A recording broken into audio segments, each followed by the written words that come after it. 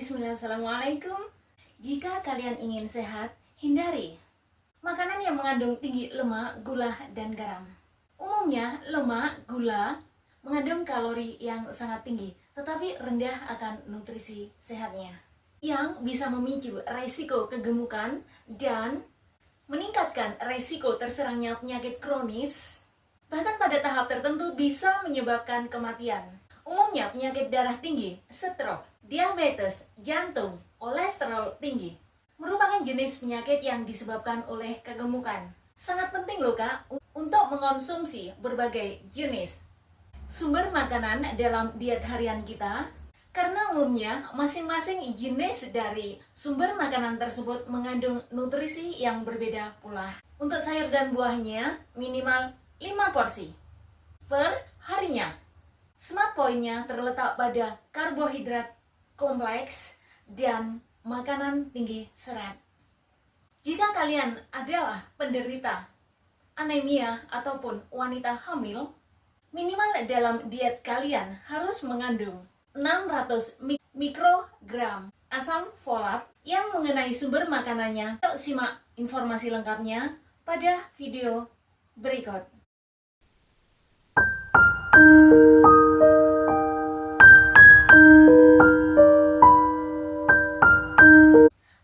Tips yang bisa dicoba untuk mendapatkan diet yang sehat dan seimbang adalah: 1.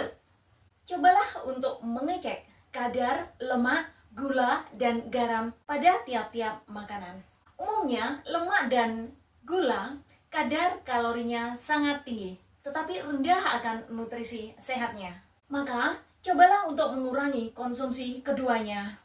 Konsumsi kedua golongan makanan ini bisa memicu kegemukan, yang pada akhirnya bisa meningkatkan resiko terserangnya penyakit kronis yang pada tahap tertentu bisa menyebabkan kematian dini. Bukankah goal kita saat ini adalah untuk mendapatkan tubuh yang sehat, sehingga dengan izin Allah hidup kita bisa tentram dan bahagia, plus panjang umur tentunya. Begitu juga saat kalian mengonsumsi dari produk, contohnya susu, yogurt, keju, dan lain-lain. Cobalah untuk pilihlah yang kadar gula dan lemaknya rendah. Kedua, usahakan untuk mengonsumsi protein dari berbagai sumber makanan. Contohnya, kacang-kacangan, susu, telur, daging, ikan, poultry, dan lain-lain. Untuk protein yang berasal dari ikan, usahakan minimal dalam seminggu mengonsumsi 2 porsi. 1 porsinya haruslah ikan yang mengandung tinggi asam amino esensial. Contohnya, salmon, makrel, tuna, dan lain-lain. 3. Untuk sayuran dan buah-buahan, usahakan mengonsumsi 5 porsi per harinya dari berbagai jenis dan warna.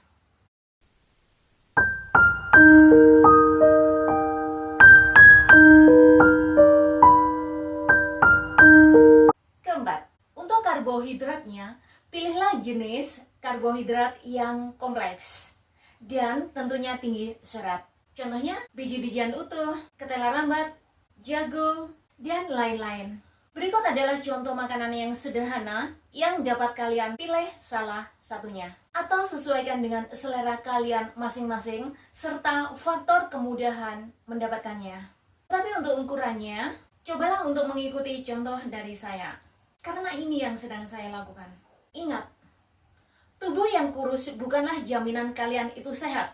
Bahkan, kegemukan pun bukanlah jaminan seseorang itu malnutrisi. Bisa saja orang tersebut tetap mengikuti pola makan yang sehat, tetapi karena faktor keberadaan makanan di sekitarnya, membuat dia cenderung untuk makan, meskipun sebenarnya dia itu tidak lapar. Apalagi jika tidak diimbangi dengan olahraga. Gimana Kak? Kalian masih bisa fokus? Oke, kita lanjut. Seseorang dengan kelainan, pelemahan pada organ dalamnya atau yang biasa dikenal dengan MONW atau metabolic obesity, weight normal body weight, umumnya juga nggak tampak gemuk. Cara yang mudah untuk mengetahui jika kalian mengalami pelemahan pada organ dalam adalah dengan cara mengukur lingkar pinggang kalian. Laki-laki dengan lingkar pinggang 94 hingga 102 cm dan wanita dengan lingkar pinggang 80 sampai 94 cm sudah mulai berpotensi menderita penyakit yang berhubungan dengan kegemukan.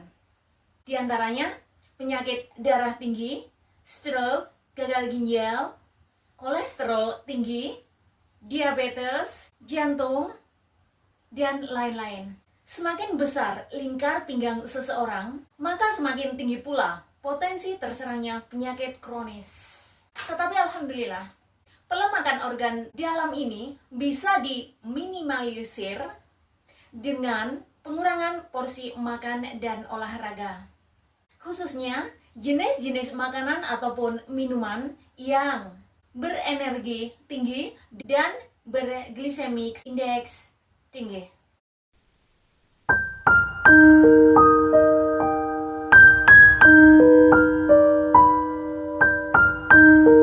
Berikut adalah opsi makan malam yang saya contohkan. 1. 75 hingga 100 gram ikan panggang ataupun kukus plus setengah mangkok kecil kacang-kacangan dan 1 mangkok kecil nasi merah. Kedua, 75 hingga 100 gram ayam panggang ataupun kukus plus setengah potong ketela rambat maupun labu kuning plus 1 mangkok kecil asparagus yang digrengseng. Tetapi bisa kalian sesuaikan dengan sayuran yang kalian mudah dapatkan di tempat kalian masing-masing. Selain digrengseng, asparagus ini juga enak kok jika dikukus. Biasanya waktu yang saya butuhkan untuk mengukus asparagus ini kurang lebih 1 menit. Bahkan bisa kurang. Sehingga tekstur renyahnya dan rasa manisnya tetap bisa saya nikmati. Tips sehatnya: hindari penggunaan air yang banyak saat kalian merebus sayur. Kenapa? Karena kebanyakan sayuran mengandung tinggi vitamin yang larut dalam air. Sehingga opsi sehatnya, kukuslah. 3. 75 hingga 100 gram ayam panggang plus pasta yang dilengkapi dengan salad sayuran dengan dressing simple ala channel Suprapti yang terdiri dari sedikit minyak, olive, garam, merica bubuk, lemon juice, dan sedikit cacahan bawang. Dressing ini sangat murah sekali dan sangat cepat membuatnya. Mengenai saus untuk pastanya, up to you, mana yang kalian suka. Kalau saya pribadi suka yang non creamy. Keempat, 100 gram ayam yang digrengseng plus buncis, wortel, dan jagung manis. Saya juga sangat menyenangi campuran berbagai jenis jamur segar. Plus 1 mangkok kecil nasi merah. Jika kalian menyukai video ini, please like and subscribe. Jangan lupa tekan tombol loncengnya untuk mendapatkan notifikasinya. Lebih hebat lagi jika kalian bersedia men-share video-video channel Suprapti ini ke anggota keluarga dan teman terdekat kalian masing-masing. Terima kasih. Gimana kak? Masih bisa fokus? Oke, kita lanjut. Tips sehat yang lainnya yang bisa kalian coba adalah batasin makan ataupun ngemil sesudah makan malam. Dan usahakan untuk tidak makan setelah jam 8 malam. Jika kalian lapar, cobalah untuk meminum air ataupun teh hangat, tapi tanpa gula. Protein kocok pun bisa kalian gunakan sebagai ide sematnya. Lalu bagaimana dengan seseorang yang bekerja pada shift malam? Boleh nggak kira-kira makan untuk menghindari kegemukan? Bagi yang belum tahu, tulis komentar di bawah.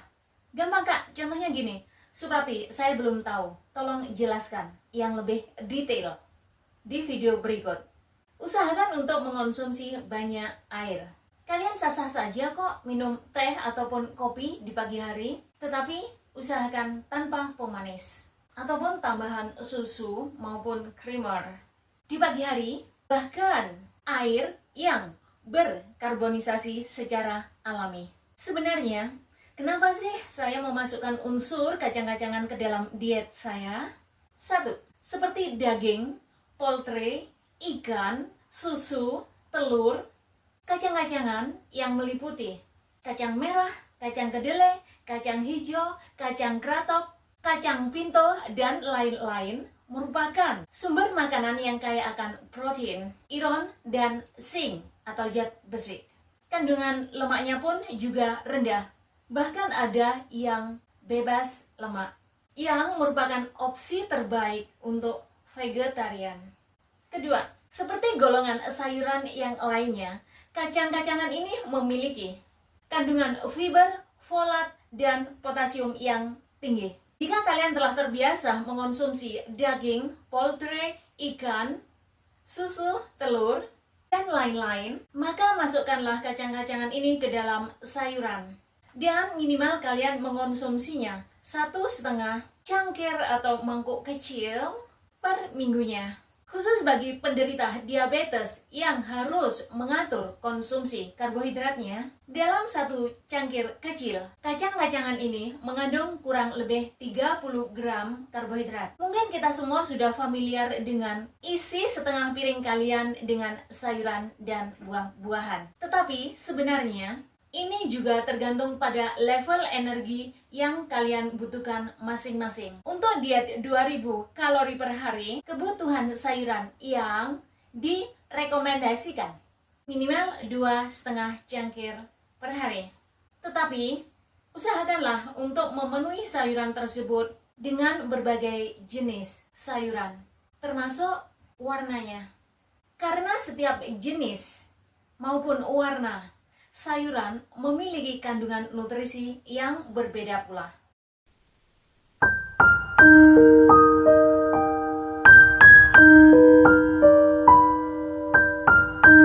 Berikut adalah patokan yang bisa kalian gunakan untuk mencapainya. Di antaranya, 1. Untuk sayuran hijau, minimal 1,5 cangkir per minggu. 2. Untuk sayuran berwarna merah maupun orange, kurang lebih 5,5 cangkir per minggu. 3. Untuk kacang-kacangan, kurang lebih 1,5 cangkir per minggu. 4. Untuk jenis sayuran yang bertepung, kurang lebih 5 cangkir per minggu. 5. Untuk sayuran golongan lain, kurang lebih 5 cangkir per minggu. Jadi kesimpulannya, dari kelima golongan jenis sayuran ini, harus kalian konsumsi tiap harinya. Campur aja sedikit demi sedikit. Minimal kalian harus mengonsumsinya 2,5 cangkir per hari. Gimana kak? Kalian masih tetap bisa fokus? Baik, kita lanjut. Tapi sebelum saya lanjutkan, saya mau tanya dulu nih kak. Sebenarnya channel Suprapti ini bermanfaat nggak sih kak buat kalian? Jika bermanfaat, apa manfaatnya? Tolong tulis komentar di bawah. Jika membosankan atau bersifat monoton, apa saran dan usulan dari kalian semua demi kemajuan channel Suprapti di kemudian hari? Karena saya menginginkan channel Suprapti ini merupakan wadah yang sangat nyaman buat kalian semua untuk saling belajar hal-hal penting yang berkaitan dengan kesehatan, yang saya yakin semua orang pasti menginginkannya. Seperti yang telah saya jelaskan tadi, salah satu nutrisi yang terdapat pada kacang-kacangan adalah asam folat, atau yang biasa dikenal dengan folic acid, atau vitamin B9. Folat merupakan bagian dari mikronutrisi yang memegang peran yang sangat penting untuk kesehatan tubuh kita semua. Kenapa hal ini saya masukkan ke dalam mikronutrisi? Karena tubuh kita umumnya memerlukan jumlah yang sangat kecil per harinya untuk mensupport kesehatan organ tubuh kita secara menyeluruh. Adapun peran utama folat adalah untuk menjaga kesehatan otak, perkembangan atau pertumbuhan janin pada wanita hamil, kesehatan mental, untuk membuat sel-sel baru di dalam tubuh dengan cara memproduksi DNA maupun RNA, serta mencegah terjadinya perubahan DNA yang bisa memicu pertumbuhan sel kanker akibat radikal bebas. Bersama dengan vitamin B12, atau yang lebih dikenal dengan kobalamin. Folat membentuk hemoglobin di dalam sel darah merah, sehingga bisa mencegah terjadinya anemia pada seseorang, atau yang biasa dikenal dengan kurang darah. Di samping itu, folat juga membantu mengurangi resiko seseorang terhadap terserangnya penyakit jantung, membantu menekan terjadinya spina bifida pada bayi dan berbagai kelainan cacat lahir, serta mampu menstabilkan level plasma homocysteine, berkaitan erat dengan peningkatan resiko penyakit kardiovaskuler. Berikut adalah total kebutuhan folat yang direkomendasikan. 1. Bayi berumur 0 hingga 6 bulan memerlukan sebanyak 65 mikrogram. Bayi berumur 7 hingga 12 bulan sebanyak 80 mikrogram. Anak-anak berumur 1 hingga 3 tahun sebanyak 150 mikrogram. Anak-anak berumur 4 hingga 8 tahun sebanyak 200 mikrogram. Anak-anak berumur 9 hingga 13 tahun sebanyak 300 mikrogram. Anak-anak berusia 14 tahun ke atas sebanyak 400 mikrogram. Wanita hamil sebanyak 600 mikrogram. Sedangkan untuk wanita yang menyusui sebanyak 500 mikrogram. 1 mikrogram sama dengan 0,001 miligram. Folat dan vitamin B9 sangatlah dibutuhkan oleh wanita hamil untuk pertumbuhan janin di kandungannya. Kekurangan asam folat pada wanita hamil dapat menyebabkan kelainan bawaan atau abnormalitas pada bayi yang dilahirkan, seperti bayi prematur atau bayi yang dilahirkan dengan berat badan yang sangat rendah, spina bifida, dan lain-lain. Sehingga umumnya wanita hamil sangat dianjurkan untuk mengonsumsi makanan tinggi nutrisi seperti bayam, asparagus, jeruk, kacang-kacangan. Bahkan makanan ataupun minuman yang tinggi akan kalsium, vitamin A, protein, dan iron atau zat besi maupun multivitamin untuk mensupport kesehatan pertumbuhan janin di kandungannya. Dalam 1 cangkir bayam yang sudah dimasak mengandung kurang lebih 260 mikrogram folat. Sedangkan 1 cangkir jus jeruk mengandung 70 mikrogram folat. 1 cangkir asparagus masak atau kurang lebih 150 gram asparagus mengandung kurang lebih 124 hingga 125 mikrogram. 1 cangkir kacang merah masak mengandung kurang lebih 131 mikrogram folat. Sedangkan 1 cangkir alpukat yang dipotong-potong mengandung kurang lebih 120 mikrogram folat. Video seru yang lainnya ada di sini. Wassalamualaikum. Bye.